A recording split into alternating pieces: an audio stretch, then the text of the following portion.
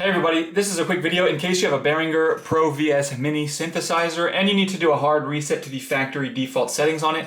Now you're going to want to do this for one of two reasons. The first one is troubleshooting. If you're having any issues with this synthesizer not working, or if it seems to be not responding or lagging and things like that, a hard reset can fix a lot of these issues. Now you're going to need to set it up again because all your presets and everything will be wiped off of here.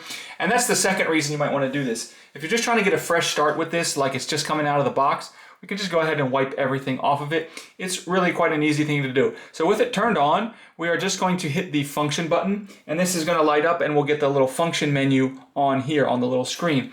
And then all you're going to do is you're just going to hit this menu button down here at the bottom left and just continue to hit it. And it will toggle through the different function menu options, and you have to hit it 8 or 9 times until it finally pops up on here, factory reset.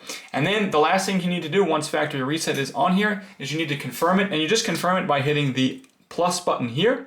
And once you do that, it will factory reset. Then you can just go ahead and turn it off, turn it back on. It will go through a whole light sequence and it will be back to its out of the box settings.